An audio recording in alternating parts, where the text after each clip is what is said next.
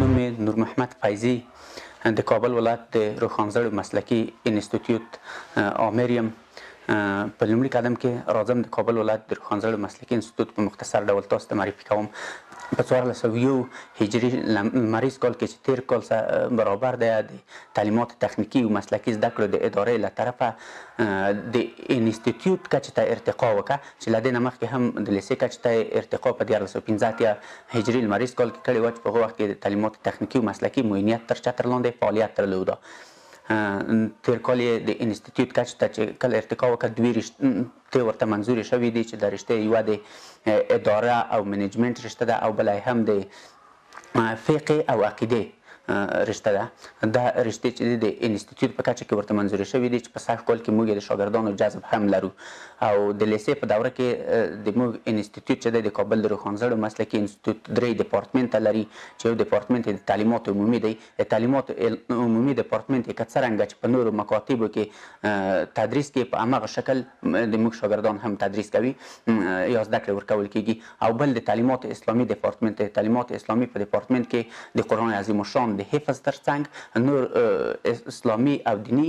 مضامین تدریس کېږي. او بل ډپارټمنټ د حرفه او مسلک دی. د حرفه او مسلک ډپارټمنټ وظیفه ده چې هغه د تعلیمات عمومي او تعلیمات اسلامي ډپارټمنټ ته حرفوي او مسلکي مضامین تدریس کړي. موږ په انسټیټیوټ کې شپږ څلوېښت تنه خارج تشکیل او داخل د تشکیل استادان لرو چې په تعداد د 2 داخل د تشکیل یعنی رسمي استادان دي او پاتې 4 تنه خارج تشکیل یعنی حق الزحمه استادان دي. او په اداري برخه کې 15 تنه اداري کارمندان لرو او 15 خدماتي کارکنان لرو، 10 ډریوران چې هغه په خدمتي شکل د موږ سره فعالیت کوي او د هغو ترڅنګ برقي یو ډریور موږ خپله د انسټیټیوټ ډریور لرو، 2 شوباشان او همدارنګه یو متعمد لرو. او د کابل ولایت د روښانزړو په مسلکي انسټیټیوټ کې په مجموعي ډول 315 تنه شاګردان چې هغه ټول نابینا شاګردان دي هغه زده کړې کې کوي. زموږ د انسټیټیوټ د جذب یو شرط همدغه دی چې شاګرد به نابینا او یا هم نیمه بینا وي، یعنی تقریبا 80% د دید به د لاسه ورکړی وي، نو هغه شاګردان موږ جذبوو. او موږ په انسټیټیوټ کې د شاګردانو د انتقال لپاره چې شاګردان انتقالوي 10 کاشترې لرو. د کابل ښار په مربوطاتو کې فعالیت لري او د کابل د ښار د مربوطاتو شاګردان انسټیټیوټ ته د زده کړو لپاره د سهار 8 بجو ته رارسوي او د غرمې په 12 بجو زموږ رخصتي ده. او د ترانسپورت ترڅنګ موږ د نابینایانو یا د نالیدونکو یا د روښانزړو شاګردانو یا کسانو د معیار مطابق درسي ټولګي او درسي مواد لرو چې کتابونه هم ټول په بریل خط باندې د انسټیټیوټ چې موږ خپله په انسټیټیوټ کې یوه مطبعه هم لرو چې د بریل خط مطبعه ورته وایي، د هغو مطبعې د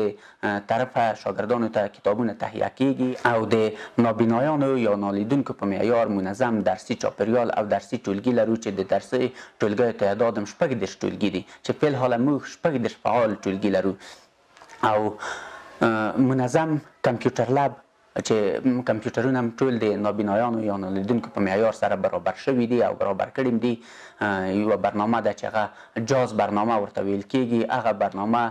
کمپیوټر ګویا کوي. کله چې کمپیوټر ګویا شي نالیدونکی کولی شي د هغو نه په ښه او په درست شکل استفاده وکړي. او موږ د هغو افرادو دپاره چې د هغوی سن د 7 کلونو ښکته وي د هغو دپاره د آمادګۍ یو ټولګی هم لرو چې هغو ته د مکتب نه مخکې صنف ورته ویل کېږي چې الحمدلله سږ کال موږ په هغوی صنف کې هم د 10 تنه شاګردان جذب کړي دي. او د دې ترڅنګ پورې هغه نالیدونکي ورونه چې هغه عمرونه یې تر 10 کلونو لوړ دي او هیڅ دوی زده کړې نه دي کړې د هغو دپاره موږ د سواد آموزۍ ټولګی لرو چې یو کال د موږ سره د سواد آموزۍ په ټولګي کې زده کړې کوي. د هغو نه وروسته بیا موږ د دوی نه امتحان اخلو یا ارزیابي کوو او بیا یې خپلو مشخصو ټولګیو ته معرفي کوو. د مسلک په برخه کې د موږ شاګردان